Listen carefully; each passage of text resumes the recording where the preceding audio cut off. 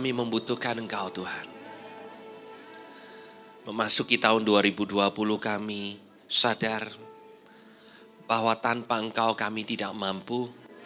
Dengan Engkau kami sanggup untuk menanggung segala perkara.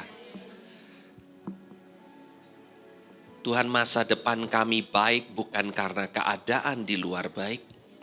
Masa depan kami baik karena Engkau berjalan di depan kami dan menuntun kami untuk masuk ke dalam tanah perjanjian kami. Tuhan, Engkau mengatakan bahwa Engkau merancangkan perkara yang baik atas kehidupan kami. Rancangan-Mu adalah rancangan damai sejahtera dan bukan rancangan kecelakaan. Dan kami percaya Tuhan, Engkau menuntun kami langkah demi langkah.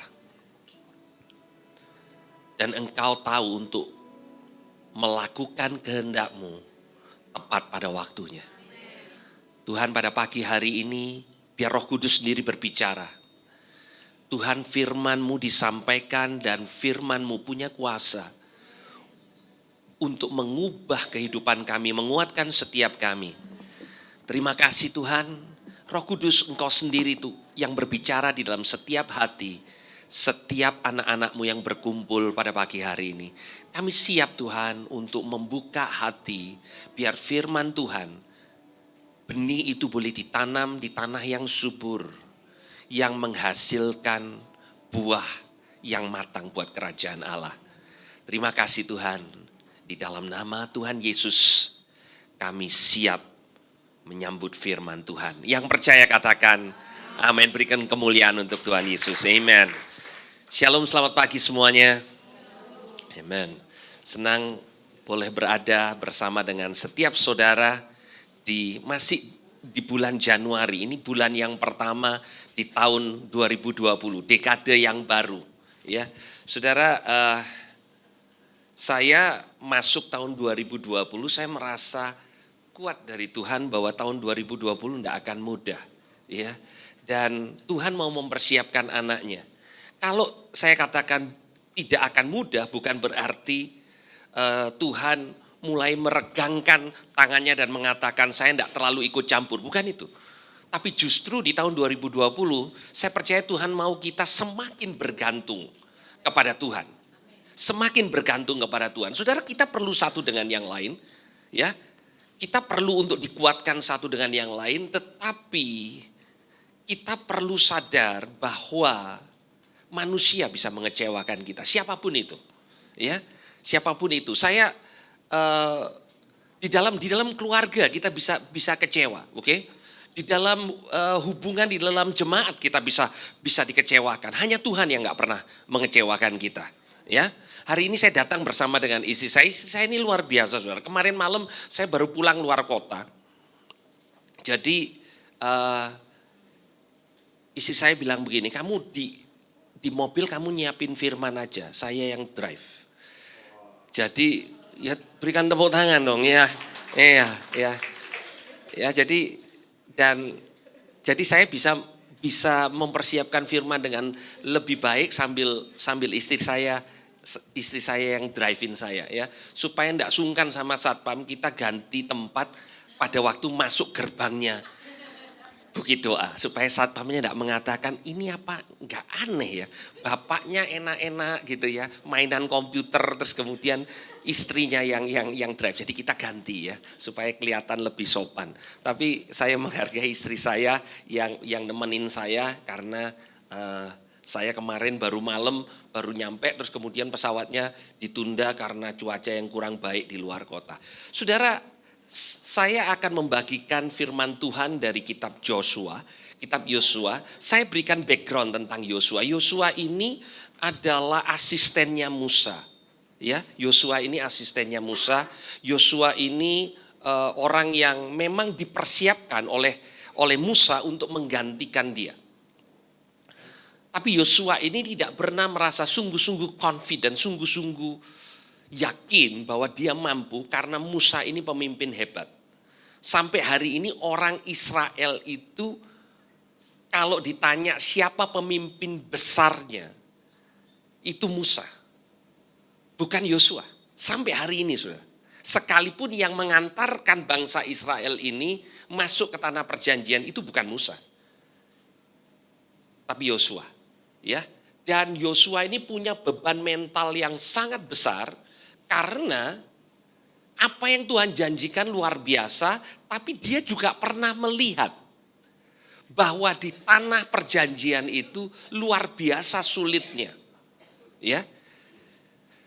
Pada waktu Yosua masih muda, dia semangat, dia berani sekali. Jadi dia diutus dengan 11 temannya yang lain, jadi 12 pengintai masuk tanah perjanjian. Keluar 10 pengintai ini memberikan berita buruk, pesimis.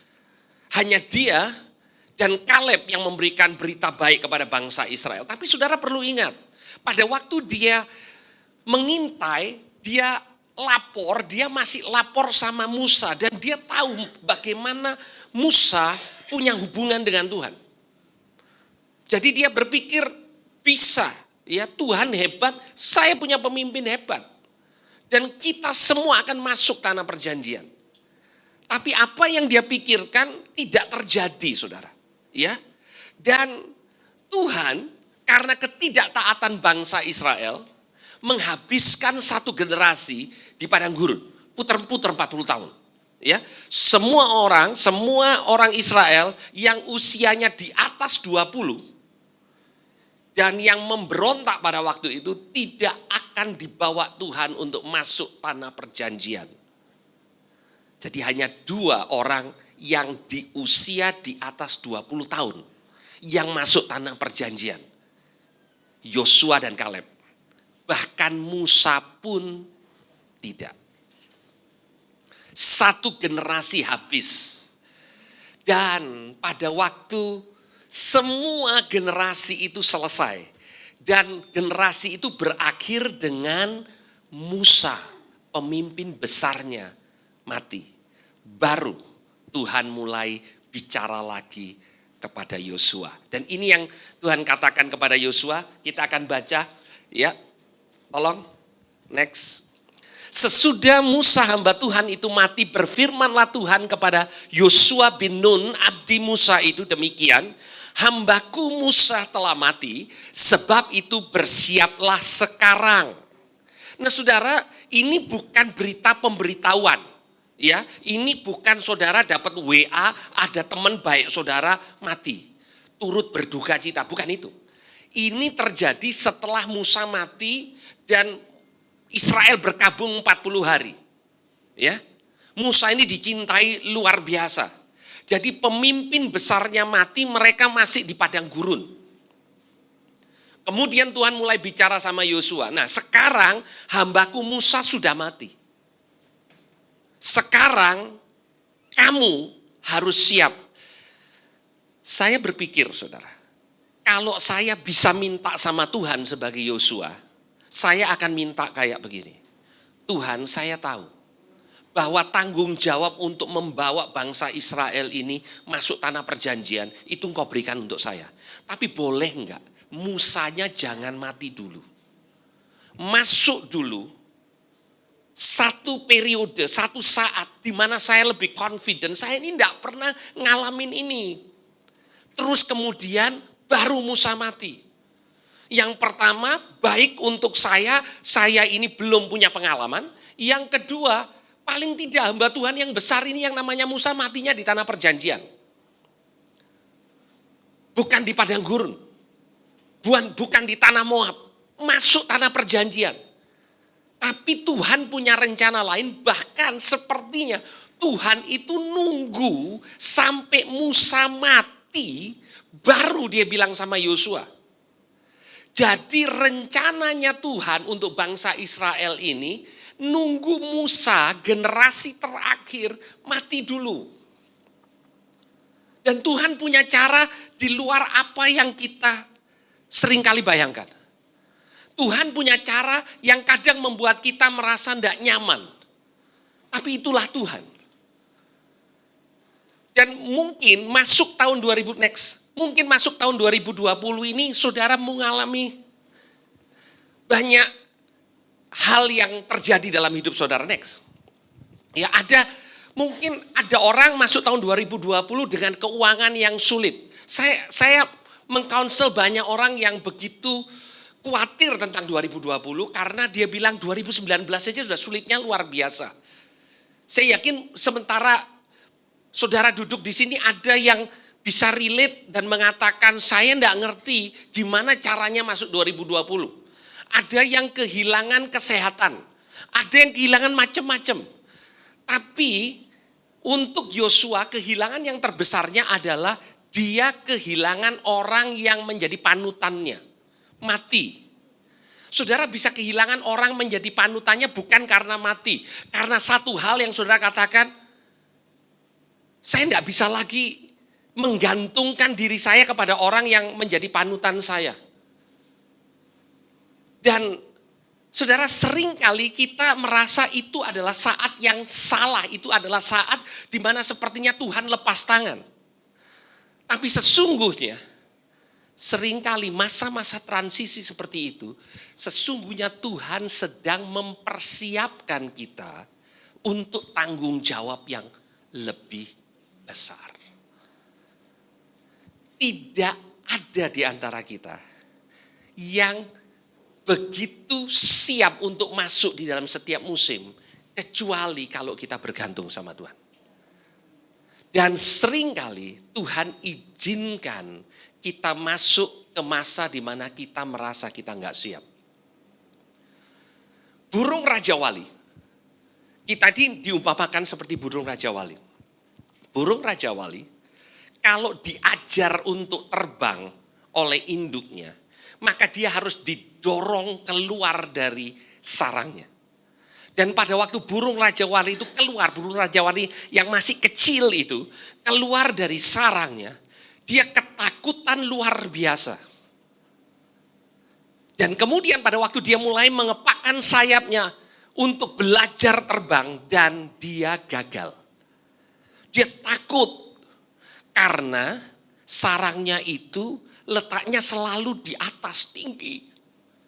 Dan dengan ketakutan itu, induknya tahu kapan saatnya akan menukik tajam dan mengepakkan sayapnya dan membuat Raja Wali kecil itu akhirnya jatuh di atas kepak sayapnya. Dan kemudian dibawa lagi naik ke atas. Dan itu dilakukan berulang-ulang.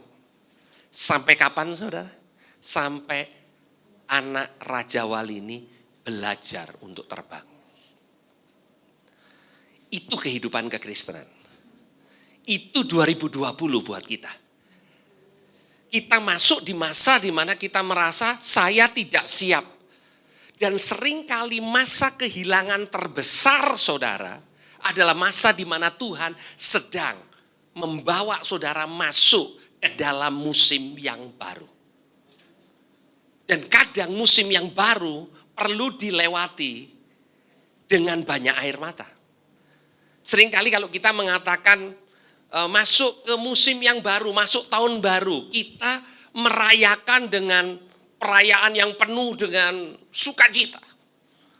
Tapi seringkali Tuhan membawa kita masuk ke dalam musim yang baru. Dan Tuhan izinkan ada kehilangan yang terjadi di masa yang lalu. Yosua kehilangan semua generasinya. Jadi kalau Yosua masuk tanah perjanjian reuni, dia cuma bisa reuni sama Kaleb. Karena tidak ada temannya yang sisa. Dan kalau saudara suka matematika, saudara hitung. Di dalam jangka waktu 40 tahun bangsa Israel itu habis. Berarti yang mati tiap hari itu banyak saudara. Jadi Yosua itu mengalami masa-masa sulit 40 tahun melihat semua generasinya mati satu demi satu mati. Sampai terakhir Musa mati. Kemudian Tuhan bilang gini, sekarang siapkan. Kamu sekarang siap. Itu apa yang Tuhan katakan siap. Yosua merasa siap, jauh dari siap. Dia harus bawa generasi yang baru. Kalau saudara pernah membaca di kitab Keluaran Yosua perang. Ya. Ya, kemudian Musa angkat tangan bersama Harun dan Hur di atas puncak gunung gitu ya. Tentara yang sama-sama dengan Yosua. Kalau orang Israel boleh perang di atas 20 tahun. Artinya generasi itu sudah lenyap semua, saudara. Yang diajak Yosua perang, yang pernah perang di padang gurun, itu semua sudah mati. Jadi dia masuk dengan generasi yang sungguh-sungguh masih hijau. Dan Tuhan mengatakan sekarang kamu siap. Yosua bisa mengatakan justru sekarang aku merasa tidak siap. Saudara, sering kali pada waktu kita merasa Tuhan aku tidak siap, Tuhan mengatakan engkau siap. Oke? Yuk kita lanjutkan untuk membaca. Next. Kita baca beberapa. Next. Nah, ini janji Tuhan kepada Yosua. Ini janji Tuhan. Perhatikan baik-baik apa yang Tuhan janjikan kepada Yosua. Next. Setiap tempat yang diinjak oleh telapak kakimu kuberikan kepada kamu seperti yang kujanjikan kepada Musa.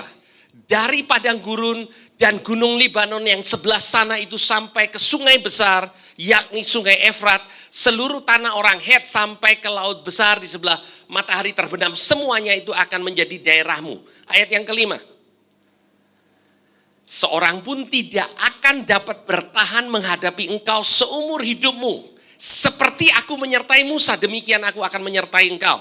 Aku tidak akan membiarkan engkau dan aku tidak akan meninggalkan engkau. Janji Tuhannya luar biasa. Saudara, hari ini kita masuk di tahun 2020, janji Tuhan tidak berubah. Dia tidak akan meninggalkan kita, dia tidak akan membiarkan kita. Dan Tuhan kasih tahu kepada Yosua yang melihat kehidupan Musa yang disertai Tuhan luar biasa. Dan dia katakan persis seperti aku menyertai Musa, aku akan menyertai kamu. Ini bagiannya Tuhan. Saudara, dalam kehidupan kita masuk ke dalam perjanjian kita, ada bagian Tuhan, ada bagian kita.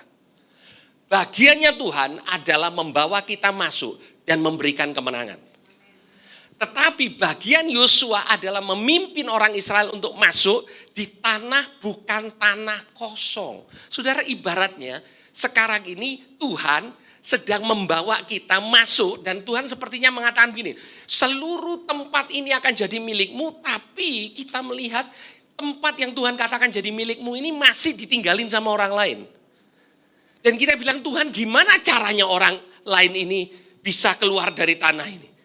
Kamu kasih tahu mereka kalau sekarang ini tanahnya jadi tanahku. Enggak, Tuhan enggak kasih tahu orang Kanaan bahwa tanah itu jadi tanahnya orang Israel. Tuhan enggak kasih tahu. Jadi bagian orang Israel adalah berperang, tapi bagian Tuhan memberikan kemenangan. Itu perjanjian yang Tuhan buat sama Yosua. Jadi Tuhan mengatakan begini, bagianku adalah sama seperti aku menyertai Musa, aku akan menyertai engkau. Aku akan kasih warisan yang besar buat bangsa Israel. Mari kita lihat bagiannya Yosua. Next. Ini yang Tuhan berikan syarat kepada Yosua. Kuatkanlah dan teguhkan hatimu. Be strong and courageous. Kuatkanlah dan teguhkan hatimu. Nah, saudara, kata-kata kuatkanlah dan teguhkan hatimu itu berkali-kali muncul di Yosua Fatsal yang pertama. Nah, saudara, orang Ibrani punya kebiasaan untuk menekankan sesuatu yang penting dengan pengulangan. Itu cara mereka. Jadi kalau cerita yang penting itu diulang-ulang. Ya. Kemudian kalau mau memberikan kepada nasihat kepada anak itu diulang-ulang. Ya. Tuhan katakan kepada para orang tua orang Israel, kalau kamu menasihati anakmu, itu lakukan berulang-ulang. Pada waktu engkau tidur, pada waktu engkau bangun, pada engkau dalam perjalanan, berulang-ulang. Semua yang penting diulang-ulang. Itu sebabnya kalau saudara membaca cerita tentang Tuhan Yesus, kenapa harus ada 4 kitab Injil yang mencatat banyak yang terjadi itu diulang di kitab Lukas, kemudian ada dicatat di kitab Matius. Kemudian ada yang dicatat di kitab Yohanes, ada yang di keempat kitab Injil ada cerita yang sama. Tapi dengan angle yang berbeda-beda, karena pengulangan itu penting. Itu sebabnya kadang khotbah perlu didengar ulang. firman Tuhan, saudara perlu baca ulang. Saudara pernah mendengar khotbah dan saudara katakan gini, saya sudah tahu itu. Saya tahu kira-kira habis gini, pasti pengkhotbahnya mau ngomong yang ini, sudah tahu saya. Saudara, itu cara Tuhan untuk menekankan sesuatu. Ya, kalau dengan bahasa sehari-harinya, Tuhan Yesus mengatakan sesuatu yang penting, Tuhan Yesus katakan begini. Di dalam terjemahan bahasa Indonesianya jadi sesungguhnya aku katakan kepadamu. Di dalam bahasa Ibraninya atau bahasa Inggrisnya, kalau bahasa Inggrisnya disebutkan truly, truly. Dengan kata lain sesungguhnya, sesungguhnya. Itu artinya, hei ini penting loh. Jadi kalau saudara melihat di dalam firman Tuhan ada kata-kata yang diulang. Itu artinya Tuhan sedang mau membuat saudara dan saya itu pay attention. Itu memperhatikan benar karena ini penting. Nah, kuatkan dan teguhkan hatimu ini diulang oleh Tuhan buat Yosua 3 kali dalam 3 ayat. Perhatikan ini ayat yang ke-6. Dikatakan kuatkan dan teguhkan hatimu sebab engkau akan memimpin bangsa ini memiliki negeri yang kujanjikan dengan sumpah kepada nenek moyang mereka untuk diberikan kepada mereka. Ayat yang ke-7. Hanya kuatkan dan teguhkan hatimu dengan sungguh-sungguh. Bertindak hati-hati sesuai dengan seluruh hukum yang diperintahkan kepadamu oleh hambaku Musa. Jangan menyimpang ke kanan atau ke kiri supaya engkau beruntung kemanapun engkau pergi. Ayat yang ke-8. Ini yang saya ingin bahas khusus untuk kita hari ini. Tuhan kasih caranya sama Yosua. Saudara, Yosua ini mau perang. Tuhan tidak ngajar Yosua strategi perang. Tuhan ngajar Yosua caranya untuk menang. Ini, jangan engkau lupa memperkatakan kitab Taurat ini, tapi renungkanlah itu siang dan malam. Supaya engkau bertindak hati-hati sesuai dengan segala yang tertulis di dalamnya. Sebab dengan demikian, perjalananmu akan berhasil dan engkau akan beruntung. Saudara, banyak orang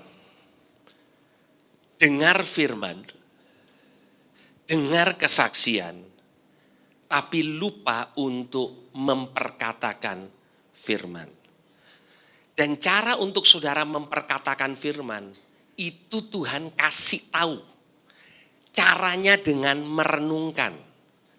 Kalau saudara ketemu dengan seseorang, terus kemudian ketemu di retreat, jadi teman satu kamar.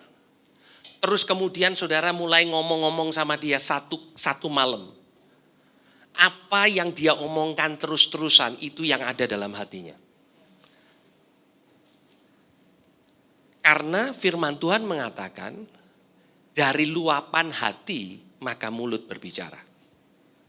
Benar seperti itu? Jadi kalau hatinya benar, ucapannya jadi benar. Orang seringkali benerin ucapannya dulu. Kalau ketemu si A harus ngomongnya yang baik. Kalau dimulai dari ucapannya dulu, seringkali kita keceplosan ngomong yang salah. Karena kenapa saudara? Karena itu dimulai dari mulut. Tuhan mengatakan untuk engkau bisa memperkatakan firman, hatimu harus penuh firman. Ya, saya suka memberikan ilustrasi dengan pakai air. Nah, air ini air mineral, saudara ya. Jadi air ini air yang bersih. Buktinya saya minum. Nah, kalau botolnya saya tekan, airnya tumpah. Benar nggak saudara? Ya, yang tumpah ini air bersih. Kenapa? Karena yang di dalamnya airnya bersih. Betul? Nah, kalau ditekan yang keluar kotor, itu karena di dalamnya sudah kotor. Bukan kalau saya tekan air yang bersih jadi kotor. Bukan sama sekali. Hati itu kalau diisi apa, ditekan keluarnya yaitu. Itu bukan magic, saudara. Itu simple principle. Kalau kita isi dengan firman, maka kalau ada masalah, yang keluar firman, bisa keluar ucapan syukur. Kalau kita isi dengan perkara yang lain, maka kalau ada tekanan, yang keluar apa, saudara? Ya perkara yang lain itu tadi. Apapun itu. Dan Tuhan katakan, kunci kemenanganmu dengan apa yang kau katakan. Oke? Dan Tuhan kasih tahu, kalau engkau nggak bisa mengatakan yang baik, karena isinya hatimu ini nggak baik. Itu sebabnya engkau perlu merenungkan yang baik. Kalau engkau punya masalah dengan anakmu, oke? Siapa yang di sini sudah punya anak yang remaja terus ke atas? Oke. Membesarkan anak remaja itu gampang-gampang susah ya? Atau gampang susah-susah? Gampang-gampang. Ya. Nah, seringkali yang kita katakan lewat mulut kita itu luapan hati kepada anak kita, iya toh? Dan kalau kita dari dulunya udah kesel, dan yang keluar itu sesuatu yang buruk, sudah keluar buruk, terus kemudian kita bilang gini, sebetulnya mama ini enggak maksud kayak begitu. Itu bukan maksudnya mama. Saking ini loh tekanan ini yang membuat akhirnya keluar itu. Betul nggak kita ngomong begitu? Sebenarnya memang itu yang ada dalam hati kita. Tekanan hanya mengeluarkan apa yang sudah dalam hatimu. Masalah kita adalah kita tidak lihat dengan firman apa yang Tuhan katakan tentang anak kita. Kita bilang begini, tapi modelnya ini. Tapi dikasih tahu enggak mau. Saudara, Tuhan kasih anak sama kita, itu enggak ada anak yang model kayak malaikat, saudara. Ada. Kan ada banyak orang ngomong gini, enak ya anaknya baik-baik. Iya, saya bilang iya ada beberapa orang Tuhan kasih anak itu malaikat toh. Enggak, saudara, enggak ada. Ya, semua anak lahir di dalam dosa, gitu loh, ya. Dan kadang kita melihat itu yang kita katakan, memang kamu ini tidak akan punya pengharapan, karena kita lihat hidupnya, kita tidak lihat apa yang firman Tuhan katakan, janji Tuhan untuk anak kita.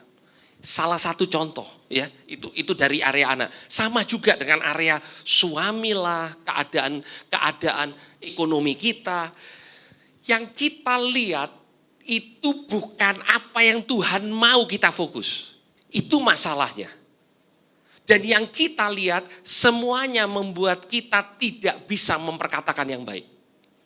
Dan kalau yang kita lihat itu semuanya bukan firman, yang masuk dalam hati itu juga bukan firman. Oke? Dan ini, saudara, berlaku untuk semua orang. Orang Kristen mulai dari ada yang namanya katanya orang Kristen biasa sampai hamba Tuhan. Kalau kita hanya bisa ngutip firman, kalau kita khotbah, artinya itu kita bukan memperkatakan firman yang kita renungkan. Itu kita hanya memperkatakan firman yang kita pelajari. Dan itu lebih gampang. Benar nggak? Cuman belajar terus diomongkan. Ya. Tapi Tuhan mau kunci untuk perjalananmu berhasil itu kalau hatimu itu mengeluarkan apa yang ada di mulutmu. Tuhan Yesus itu, saudara, di atas kayu salib itu kan sudah dikhianati, ditinggalkan, capek, sakit semua. Tapi yang keluar itu kata-kata berkat. Dipres, ditekan. Tidak kelepasan dan mengatakan, oh sorry, under so much pressure. Tidak bisa tahan. Kenapa yang keluar semua berkat? Karena di dalam hatinya penuh dengan berkat. Itu sebabnya pada waktu dia melihat Yohanes, dia katakan, hey, take care mama ya. Kepada ibunya dia katakan, itu anakmu. Dia bisa katakan, ampuni mereka karena mereka tidak tahu apa yang mereka lakukan. Kenapa? Karena ada itu dalam hatinya. Kalau kita mungkin katakan, Tuhan hajar dia. Tahu rasa. Kenapa itu? Karena memang itu yang ada dalam hati kita. Ya. Saudara, ini nasihat Tuhan untuk orang yang mau perang, saudara. Karena di dalam peperangan masuk ke tanah Kanaan itu tidak gampang. Jadi Yosua Tuhan kasih tahu, sebelum kamu masuk, pastiin ini. Kalau kamu mau jadi kuat, pastikan ini. Saudara mau kuat sama keadaan. Keadaan yang saudara baca tiap hari, itu tidak membuat saudara kuat. Saudara bisa mengalami keadaan yang begitu sulit. Ada seorang yang mengatakan, Pak saya ini bingung, Pak mau percaya siapa? Hamba Tuhan tidak bisa dipercaya. Saya bilang percaya Tuhan.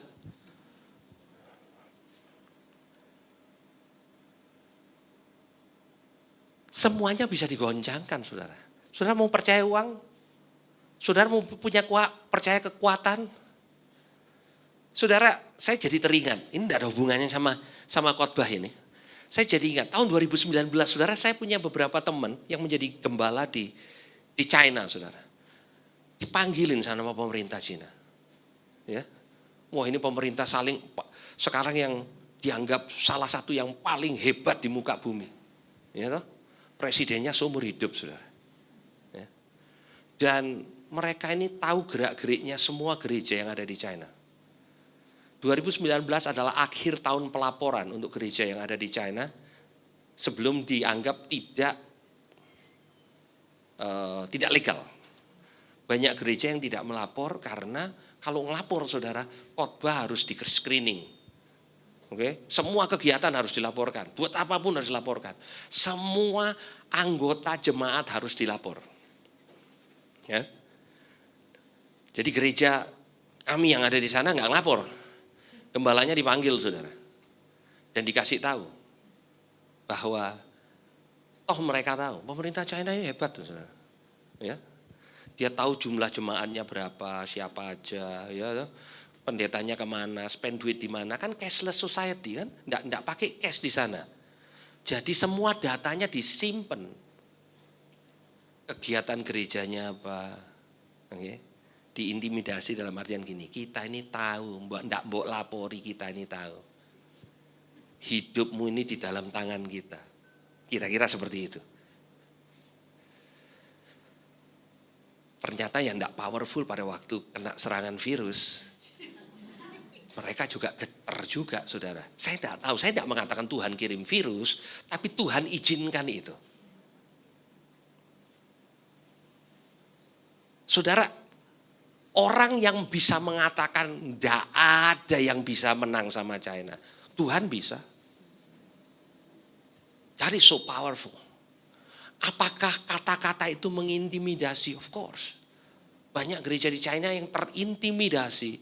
Karena sekarang dengan modern, saudara, mereka bisa tahu saudara di mana, CCTV-nya di mana-mana saudara. China paling hebat. Bukan kelihatannya kayak saudara. Dia punya face recognition, tidak lepas saudara. Saudara pernah ke sini, kelihatan semua. Dan dia mau katakan nih gerak-gerikmu diawasi loh ya. Mulai sekarang hati-hati loh ya. Jangan terlalu banyak macam-macam. Kita ini punya bukti semua yang kamu lakukan. Semua handphone, telepon kemana bisa dilacak saudara. Jadi gampang untuk tahu dia punya teman di mana. Nah, saudara, dalam keadaan itu, orang bisa ketakutan. Sepertinya gimana kita bisa ngabarkan Injil dalam keadaan kayak begitu. Tapi kembali, sama seperti gereja di China, sama seperti gereja di Indonesia. Saudara, kita bisa terintimidasi kalau kita salah fokus. Dan iblis akan pakai segala macam cara untuk mengintimidasi saudara. Sehingga saudara kehilangan kekuatanmu. Itu sebabnya kepada Joshua, Tuhan tidak mengatakan perdalam strategi militermu. Tapi yang Tuhan katakan, kuatkanlah dan teguhkanlah hatimu. Dan caranya, ini, masukkan semua yang baik dalam hatimu. Keluarnya baik. Pada waktu engkau ditekan, yang keluar baik.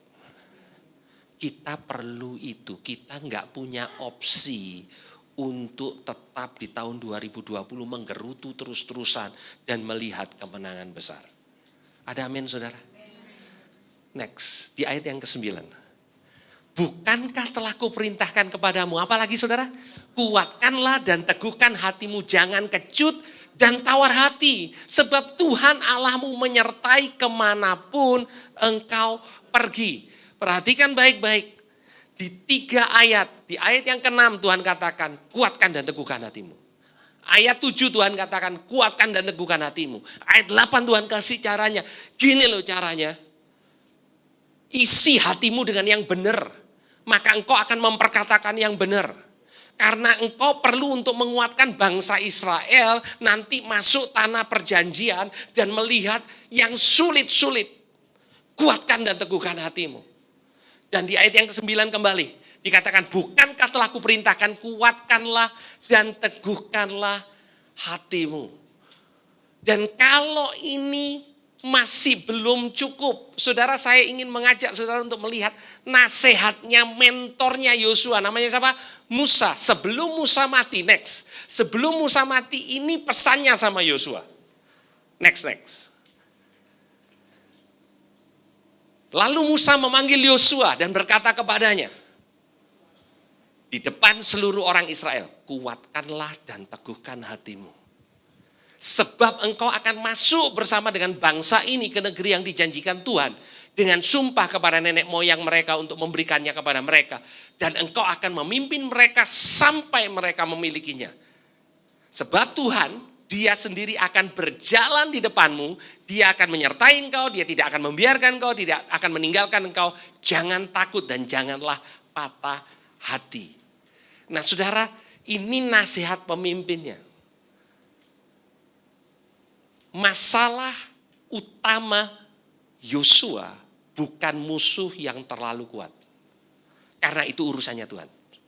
Masalah terbesar kita bukan tantangan yang terlalu besar. Karena itu urusannya Tuhan. Masalah terbesar kita adalah kita tidak menjaga hati kita.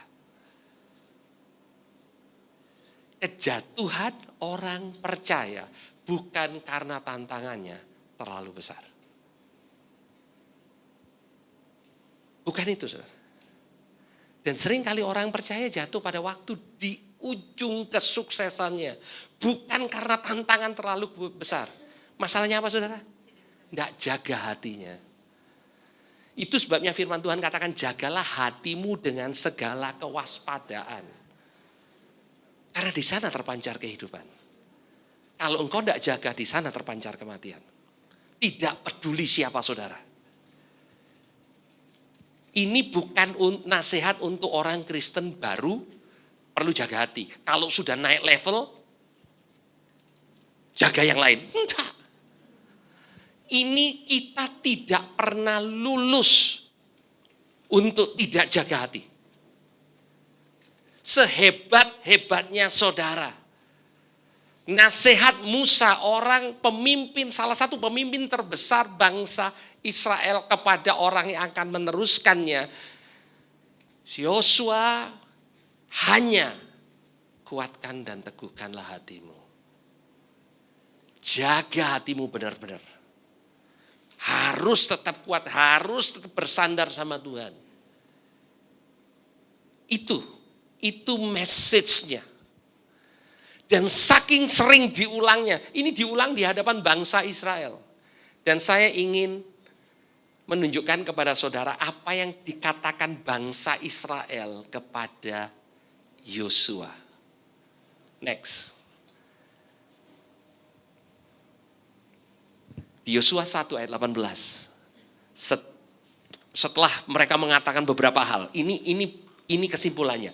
Setiap orang yang menentang perintahmu Yosua dan tidak mendengarkan perkataanmu, apapun yang kau perintahkan kepadanya, dia akan dihukum mati. Hanya kuatkan dan teguhkan hatimu. Jadi orang Israel ini bilang sama pemimpinnya, yang penting satu Yosua. Engkau harus tetap kuat. Kuatkan dan teguhkan hatimu. Saudara, hari-hari ini yang harusnya jadi kunci. Karena tantangannya memang besar, saudara. Tantangan besar itu karena janjinya besar. Bukan sekedar Tuhan kasih tantangan besar. Karena janjinya memang besar. Tapi hanya kuatkan dan teguhkan hatimu. Saudara, hidup kekristenan itu lebih cocoknya maraton daripada lari sprint. Tapi saya suka nonton sports. Saya suka lihat lari sprint. Kenapa saudara? Kurang dari 10 detik pertandingan lari 100 meter selesai. Lari maraton itu ditinggal masak, ditinggal makan, balik lagi belum finish. Tapi yang perlu dari lari maraton adalah endurance. Kalau lari 100 meter yang paling penting itu speed. Dalam kehidupan kekristenan, yang paling penting itu endurance. Karena banyak orang tidak menyelesaikan sampai garis akhir. Dan seringkali pada waktu kita melihat satu spot dalam kehidupan seseorang, kita lihatnya gini, wih cepet dia lari nih. Dia sudah ngalamin ini, aku kok di sini. Pernah ngerasa seperti itu? Sing lain wis lari kemana-mana. Saudara sih ketinggalan. It's not about how fast. Bukan tentang berapa cepat saudara mulai. Saudara, Musa itu slow starter, saudara. Awalnya kelihatannya fast. Orang Israel masih di perkampungannya, dia masuk istana Raja Firaun. Kelihatannya oke, sampai dia 40 tahun. Tuhan bawa dia sekolah padang gurun. 40 tahun. Hasilnya dia tidak berani ngomong. Itu hasilnya Musa 40 tahun sama-sama Tuhan. Setelah dia tidak berani ngomong, Tuhan bilang kamu siap. Pada waktu dia berani bunuh orang, Tuhan katakan, kamu tidak siap. Sudah 80 tahun baru mimpin bangsa Israel. Abraham 75 tahun tidak terdengar suaranya, saudara. 75 tahun. Setelah itu baru Tuhan panggil. Tuhan Yesus sebelum 30 tahun tidak terdengar apa-apa. Hari ini kita diburu dengan waktu. Harus cepat. Ada orang tua yang kasih tahu anaknya, ayo cepetan married. Dulu mama umur sekian wis punya anak, sekarang kamu belum. Ayo dong, ketinggalan teman-temanmu enggak secantik kamu aja sudah menikah. Anaknya di pressure kayak begitu. Harus punya ini, harus punya ini. Pelayanan pun di pressure seperti itu. Kan katanya Tuhan harus berbuah. Of course, yes. Tapi kecepatan bukan segala-galanya. Karena Tuhan membangun sampai engkau selesai. It's not about how you start. It's about how you finish. Saudara, kalau ada orang melihat kehidupan saudara dan mengatakan, wah luar biasa, ciamik katanya. Saya selalu katakan gini, ini masih setengah jalan, belum tahu. Kita belum selesaikan. Paulus mengatakan di akhir hidupnya, aku sudah menyelesaikan, aku sudah sampai di garis akhir. Kita belum, saudara. Kita ini masih baru mau masuk tanah perjanjian kita. Dan di tanah perjanjian itu banyak raksasa.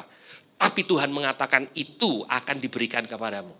Bagian kita, kuatkan dan teguhkan hatimu. Karena pertandingannya masih panjang.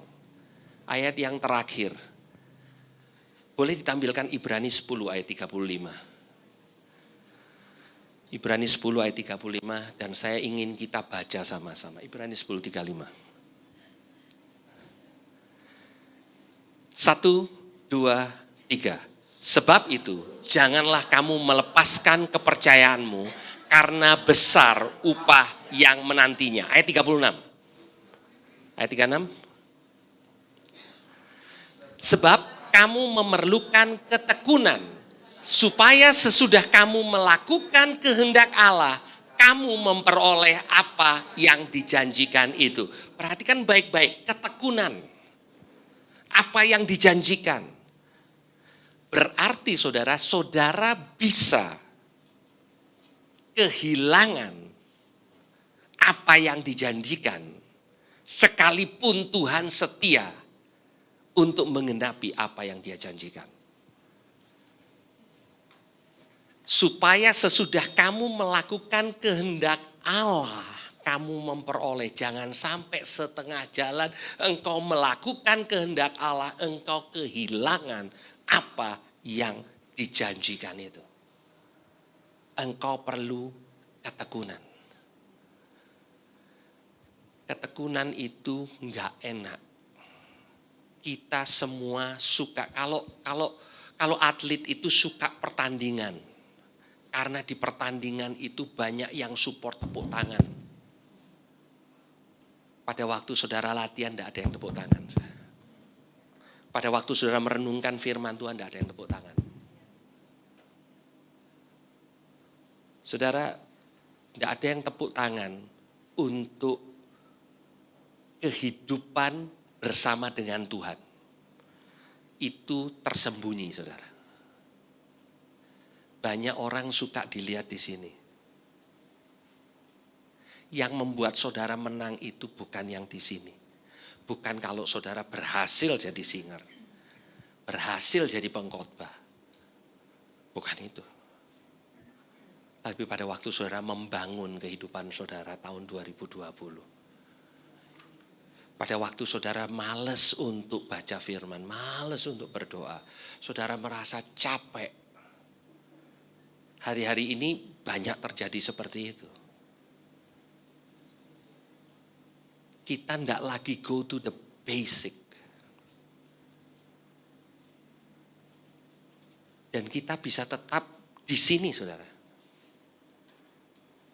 Saya hanya mengambil contoh Frans. Tidak apa-apa dibuat contoh, saya sudah kenal dia lama. Jadi tidak apa-apa. Siap toh?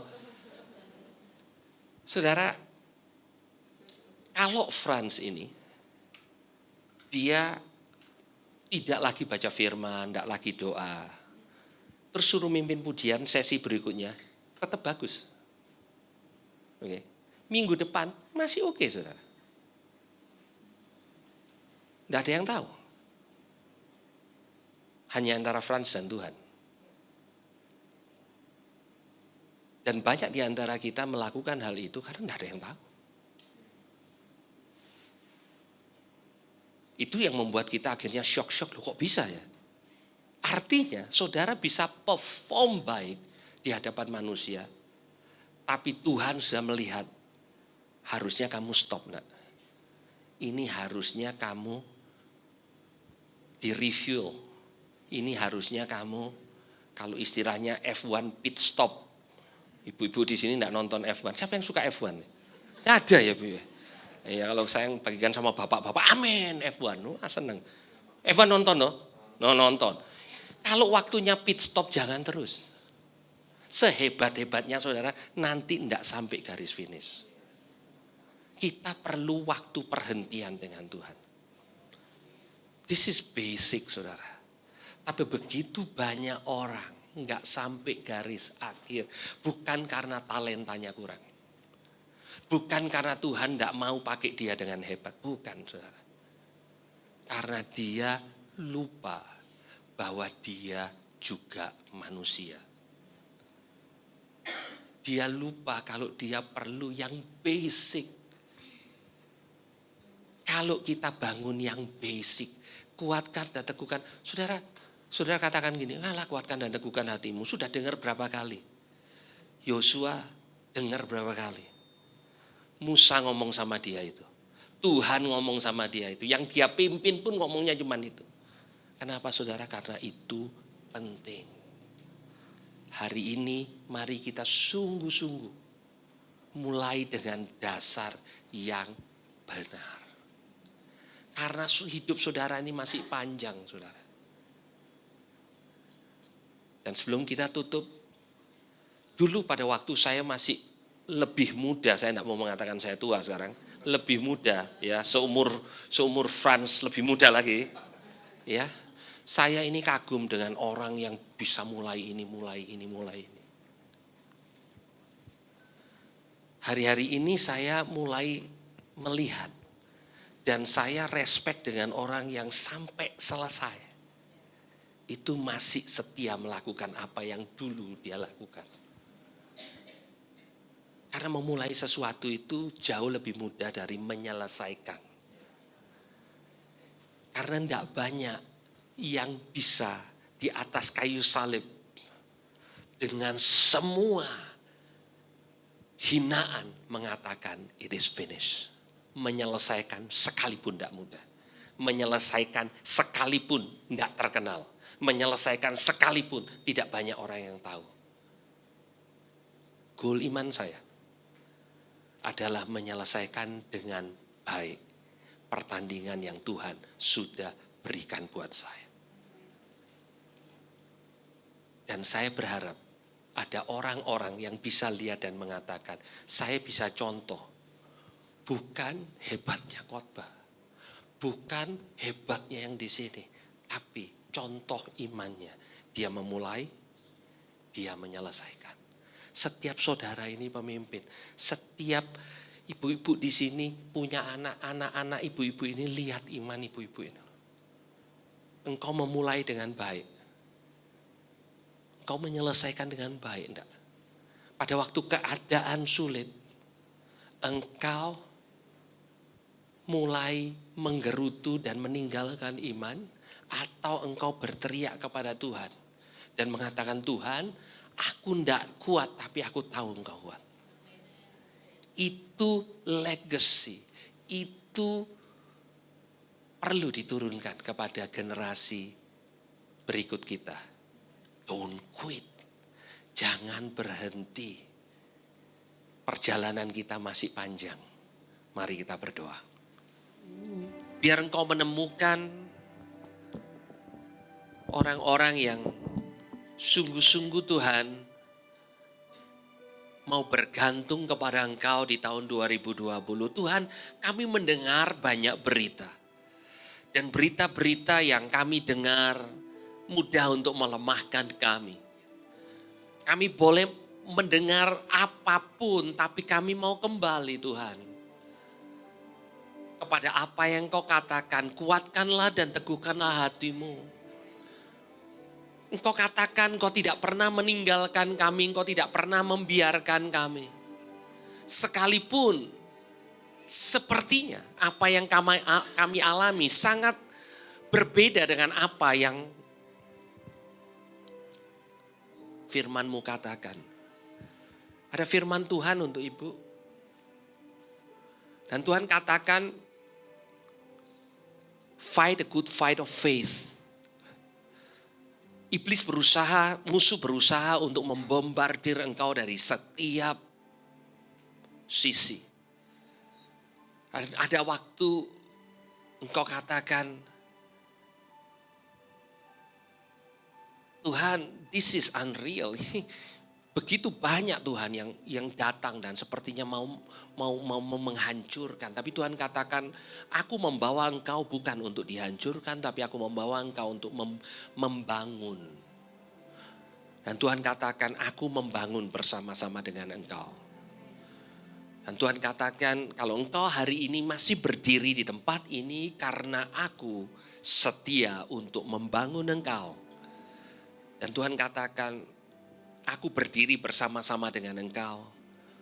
Dan engkau akan melihat kemenangan demi kemenangan.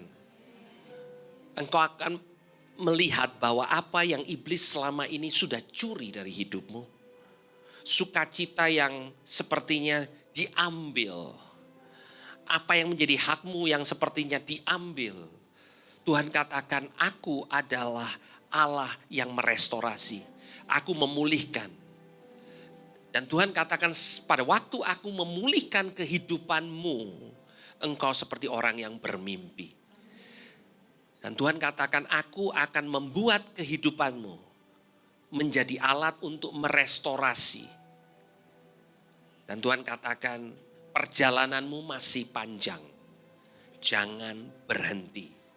Jangan menoleh ke belakang. Jangan tinggal di masa lalumu. Karena aku menyediakan buat engkau masa depan yang baik. Tuhan, aku berdoa biar kekuatan surga turun atas kehidupan anakmu ini.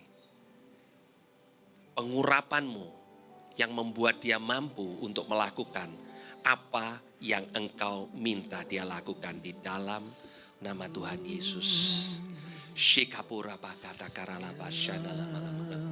Terima kasih Tuhan. Setiap kami perlu anugerah-Mu. 2020, pada waktu engkau membawa kami masuk ke dalam setiap janji-Mu, kami tahu engkau berjalan di depan kami. Dan engkau yang membuka jalan. Dan engkau hanya mau mengatakan kepada jemaat Victory ini, hanya kuatkan dan teguhkan hatimu. Be strong and be courageous. Jadilah kuat dan berani. Kuat bukan karena keadaanmu baik, kuat karena Tuhan, sumber kekuatanmu, memberikan kekuatan sewaktu engkau berdiam di dalam Dia. Terima kasih Tuhan, berkati sesi-sesi yang berikutnya, engkau berbicara kepada setiap anak-anakmu di dalam nama Tuhan Yesus. Yang percaya katakan amin. Amin. Berikan kemuliaan untuk Tuhan.